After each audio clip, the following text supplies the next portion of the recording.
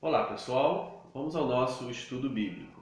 Vamos estudar Carta aos Efésios, capítulo 4, do verso 17 ao verso 24, observando que a Carta aos Efésios está dividida em duas partes. Na primeira parte, capítulos 1, 2 e 3, encontra-se a doutrina, ou seja, é uma parte dedicada à doutrina do mistério de Cristo.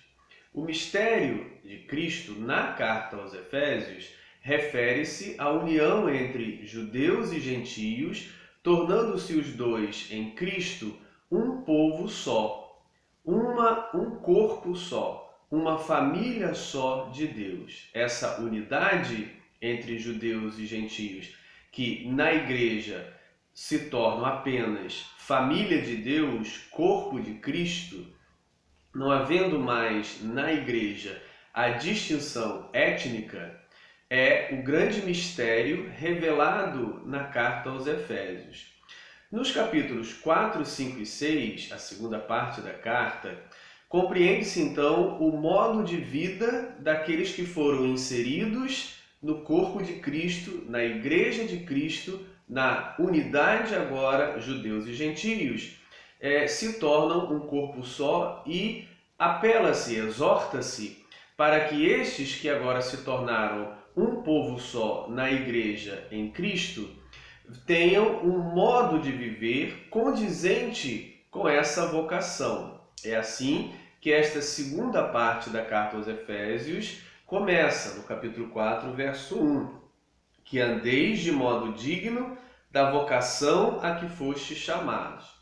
O verbo andar tem o sentido de viver, proceder, aquilo que implica a nossa atividade, o nosso fazer, a nossa vivência como chamados em Cristo. E esse verbo andar, ou seja, que andeis de modo digno, o andar está retomado no nosso trecho de hoje, dessa oportunidade, que está no verso 17 ao 24 do capítulo 4, que diz: Isto, portanto, digo, e no Senhor testifico, ou seja, atesto, exorto, que não mais andeis como também andam os gentios na vaidade dos seus próprios pensamentos. A exortação se dedica, como já vimos no início dessa parte exortativa, capítulo 4, verso 1, ao procedimento, ao viver, ao andar. E então o autor apela, exorta, e não apenas utiliza o verbo dizer, mas reforça esse verbo dizer com o verbo martiromai, que vai indicar atestar, que tem o sentido exortar. Então ele não apenas diz, mas ele reforça esse dizer com uma exortação no Senhor Jesus, uma exortação em Cristo. E essa exortação é que não mais andeis como também andam os gentios. Já observamos que a maior parte dos destinatários da carta aos Efésios é composta por gentios, não judeus. E a esses gentios se dirige claramente o autor da carta aos Efésios, como a gente pode perceber no capítulo 2, verso 11 e em diante. Bem, então ele agora fala aos gentios que se converteram a Cristo, que agora se tornaram da família de Deus, que abandonem o modo de viver dos gentios, ou seja, o modo de viver que eles tinham antes. E aí ele vai destacar alguns comportamentos que ele aponta como presentes na vida dos gentios, dos pagãos, dos idólatras, daqueles que não conhecem a Deus. E é interessante que alguns desses comportamentos que ele vai apontar na cultura pagã é que esses comportamentos não eram vistos na cultura judaica. Ou seja, os judeus, mesmo antes ou não se convertendo a Cristo, já tinham um certo procedimento que era considerado, e fica claro aqui na leitura do texto, que é um procedimento mais próximo da vontade de Deus. enquanto os pagãos, aqueles que viviam na idolatria, estavam longe desse padrão. Mas agora que eles conheceram a Cristo, agora que eles se converteram a Cristo, eles precisam então abandonar essas práticas que ainda podem ser observadas entre os gentios. Então ele diz: não mais andeis como também andam os gentios, na vaidade dos seus próprios pensamentos. Uma questão que é apontada aqui, que parte, claro, de uma visão judaica para o mundo greco-romano, o mundo pagão, é que na visão judaica, e essa visão se confirma na vida da igreja, novo povo de Deus agora, que a maneira de viver dos pagãos, dos gentios, é uma maneira de viver sem um sentido próprio, sem uma concretude, ou seja, ele vai dizer vaidade dos pensamentos para expressar um comportamento infrutuoso, um comportamento que não produz frutos concretos, um comportamento que traz uma alegria, uma satisfação, um benefício passageiro e não duradouro. O que se quer dizer aqui com vaidade dos projetos, vaidade dos planos, vaidade dos pensamentos, são realizações ou projetos de vida que no final não traz benefício nenhum ao coletivo, não traz benefício nenhum ao outro e não traz benefício nenhum prolongado àquele que pratica. É um comportamento midiático, é um comportamento onde se visa apenas o agora. Então essa expressão, a vaidade dos pensamentos, é para refletir um comportamento que busca um benefício imediato, um benefício momentâneo e não algo concreto, a longo prazo, duradouro e que traga benefício a si e ao coletivo.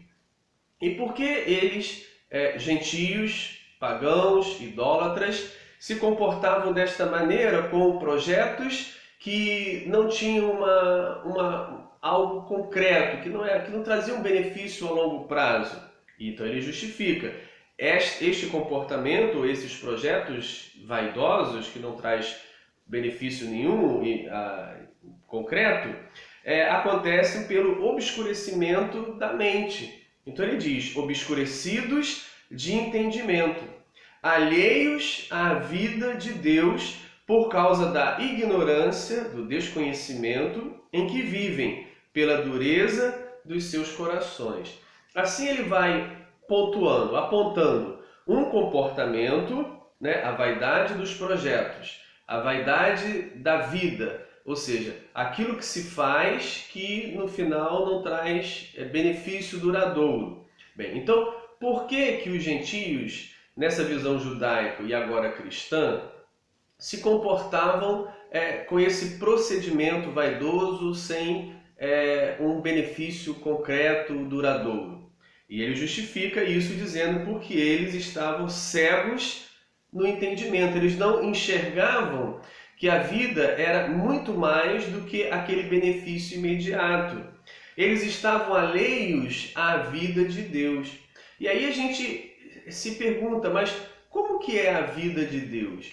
Se a vida que não é a de Deus é regida por pensamentos de vaidade, ou seja, pensamentos, projetos que não trazem um benefício duradouro para aquele que vive e para aqueles que estão à sua volta, então qual seria a vida de Deus? O viver em Deus seria então uma prática, um procedimento, seria então um alvo de vida, um projeto de vida que traga frutos duradouros, que traga benefícios não apenas para a pessoa no seu imediatismo, mas que traga benefícios a longo prazo, numa carreira de existência, e que traga benefícios também à coletividade, um tipo de vida que se preocupa com os outros e não apenas busca o seu próprio interesse. Ou seja,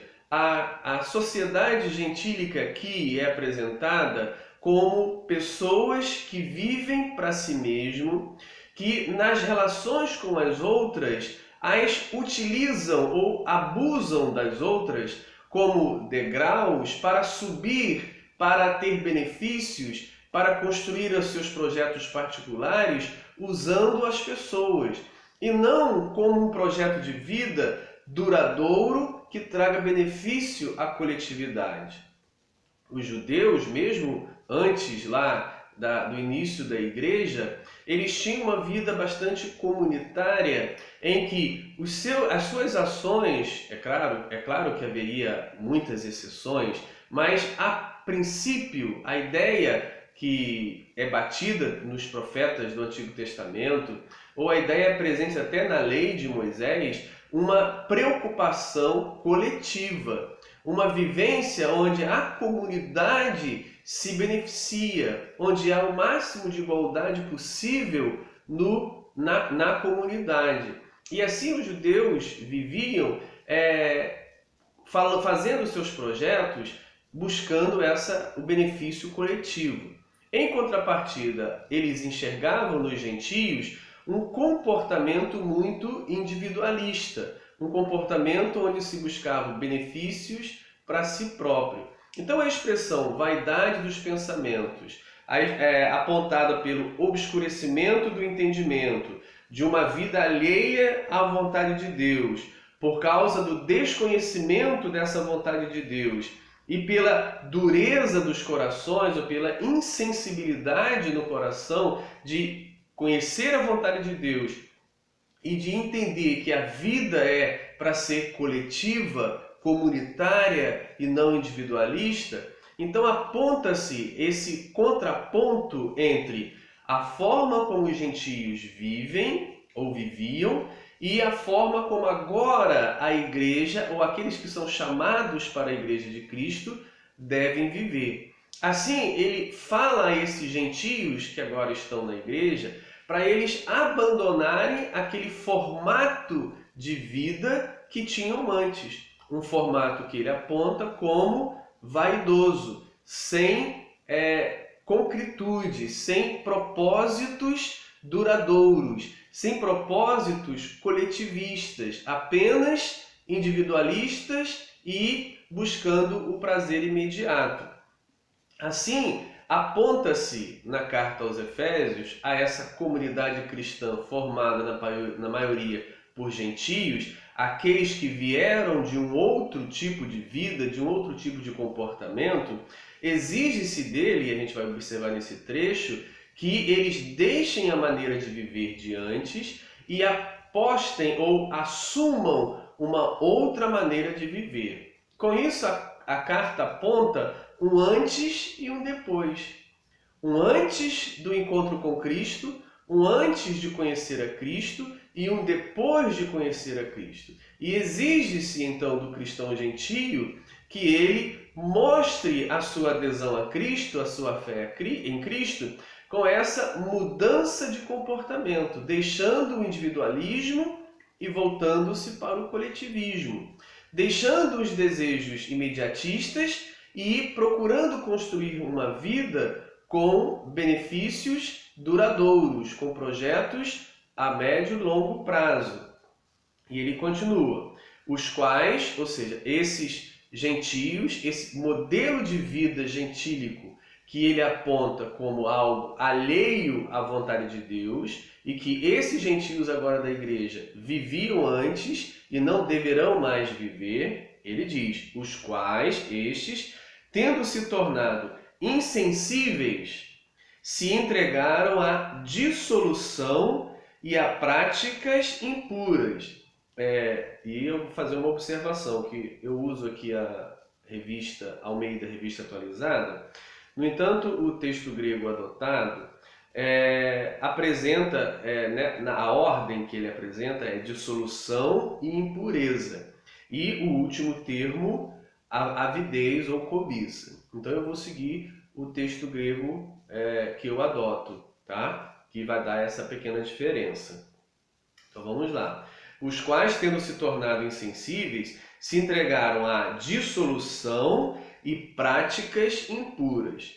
Essas duas expressões, esses dois termos, dissolução e impureza, estão relacionadas às questões sexuais, a uma vida desregrada do ponto de vista sexual. Mas também aponta, nessa dissolução e impureza, aponta também a um tipo de vida idólatra, né? Um envolvimento com a idolatria. E na visão expressa na carta, a idolatria e o desregramento sexual estão interligados entre si. Ou seja, na visão que a carta apresenta judaica dos seus dias, como eles enxergavam os gregos e romanos, os gentios, é que a idolatria deles estava ligada com a vida desregrada sexualmente. Então ele aponta a esses gentios agora cristãos que antes, ou os seus pares ainda que estão lá no mundo greco-romano, fora da igreja, vivem ou se entregaram pela insensibilidade dos seus corações a uma vida dissoluta e impura, ou seja, idólatra e desregrada sexualmente.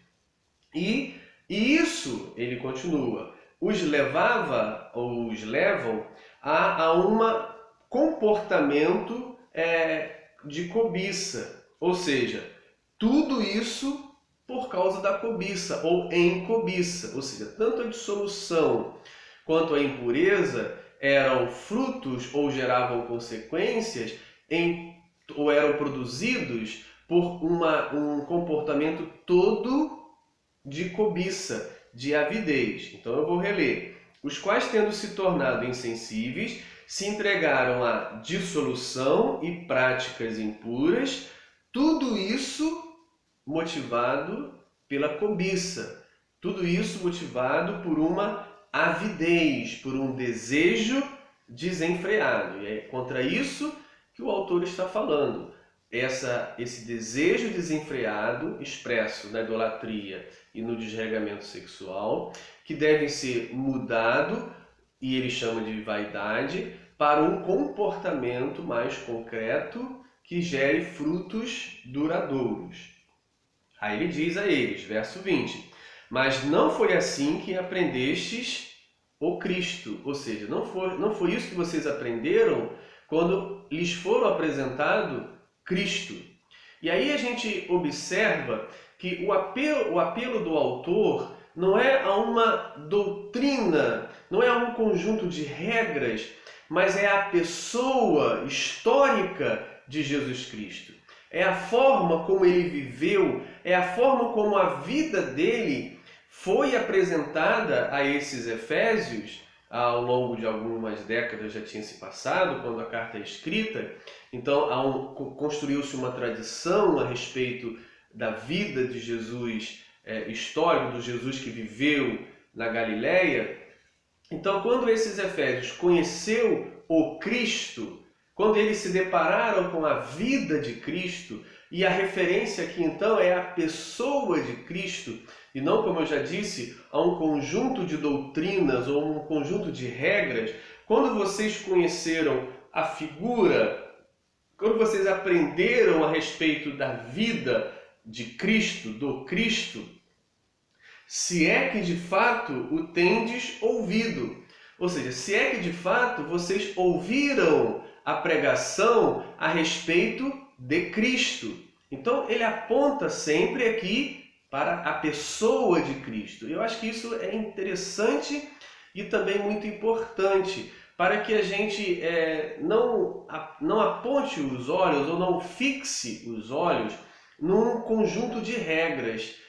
O que ele está apresentando como modelo de vida, a forma de andar segundo a vocação, a forma de viver, não é um conjunto de regras ou doutrinas, mas é a própria experiência de vida de Jesus Cristo.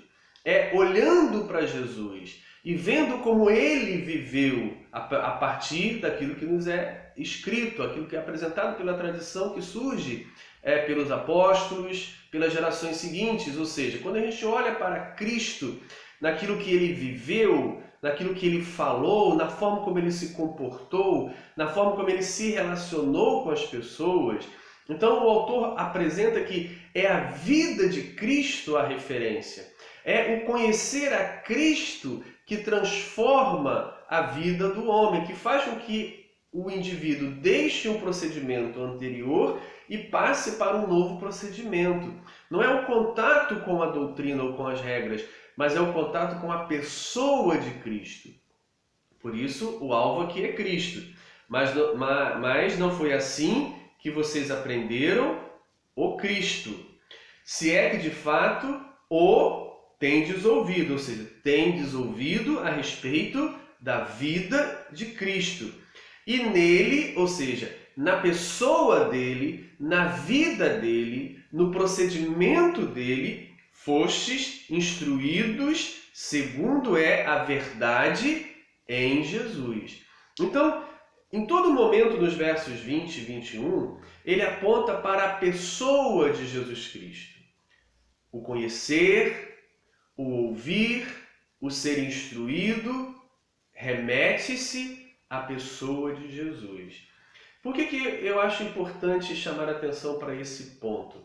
É porque é possível que hoje a gente viva, em muitos setores, um evangelho de Jesus desviado da pessoa de Jesus e ligando-se nas regras ou nas doutrinas que acabam tomando a primazia, a prioridade em relação à pessoa de Cristo. De forma que alguém se torne perfeito ou conhecedor pleno das doutrinas, mas não da vida de Cristo. E às vezes, em muitas comunidades, exige-se do novo cristão um conhecimento das doutrinas, da confissão. E não se exige um comportamento de acordo com a vida de Cristo. E aí a referência se torna a um conjunto de textos e dogmas que eu posso escrever, que eu posso falar, que eu posso mostrar conhecimento, mas que não condiz com a vida.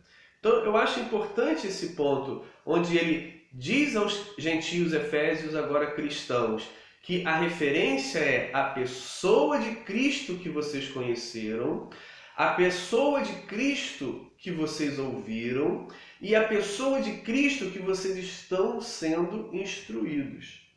Verso 22. No sentido de que, quanto ao trato passado, vos despojeis do velho homem, que se corrompe segundo as concupiscências do engano, os desejos exagerados que são enganosos. Então ele diz agora a respeito de um ponto na vida, um momento na vida onde se estabelece um antes e um depois.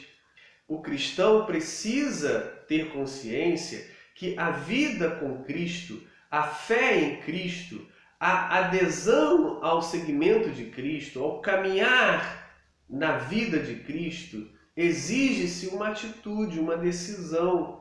Há um ponto de ruptura entre o passado e a nova vida.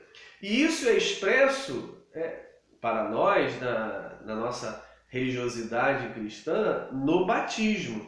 O batismo é a expressão exterior daquilo que deveria ter acontecido no interior, que é a ruptura com o velho procedimento e o vestir-se de um novo procedimento.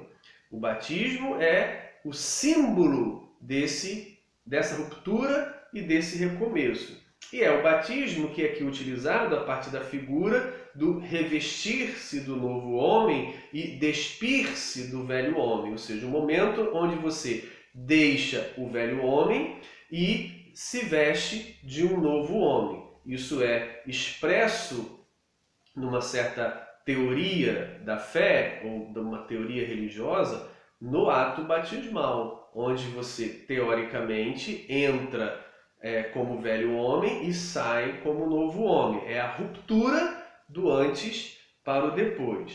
Assim ele continua, verso 23. E vos renoveis no espírito do vosso entendimento, e renoveis na mente. naquilo que está no interior, porque toda motivação para a nova vida vem do interior, vem do Espírito que passa a habitar em nós. E vos revistais do novo homem, criado segundo Deus. Ele aponta para uma nova criação. Então esse momento da ruptura, esse momento do antes e do depois, esse momento que a gente pode chamar de conversão, de novo nascimento, de batismo ou de adesão, não importa a expressão ou o nome que a gente utiliza, mas sim, importa o que significa. É um ato onde o antes é abandonado e o novo recomeça-se. E esse novo, como eu já tenho comentado nos versos anteriores, é um procedimento que visa o coletivo, a vida de Cristo. É o viver segundo Cristo. É o viver a partir da referência de vida que Cristo nos deixou. É sempre importante lembrar que a carta aos Efésios é escrita para uma comunidade de cristãos confessos de Éfeso ou da região da Ásia Menor. A gente não pode achar que esse texto está sendo escrito para alguém que está fora da comunidade cristã, fora da igreja. A carta é escrita para a igreja, para aqueles que estão na comunidade. Então, tudo que é dito aqui é dito para aqueles que já estão ali, teoricamente, aderiram a Cristo. Ou, pelo menos, a princípio, desejam fazê-lo. Mas é para aqueles que estão na igreja. É uma carta, é um ensino, é uma exortação para a igreja, para que vocês andem de modo digno da vocação a que foste chamado. Por isso ele ressalta essa questão do antes e o depois. Então seria possível entendermos que esses gentios efésios ainda tinham alguns comportamentos anteriores a essa nova vida em Cristo e que agora precisam ser exortados e confrontados para deixarem esses comportamentos definitivamente e abraçarem um novo comportamento, porque eles foram recriados ou criados segundo Deus, em justiça, retidão, procedentes da verdade. Assim, o trecho que escolhemos hoje aponta para um momento onde há e deve haver uma ruptura com um velho procedimento, um antes e um novo procedimento, um depois. Aderir a Cristo significa deixar uma velha vida e começar uma nova vida. Um abraço.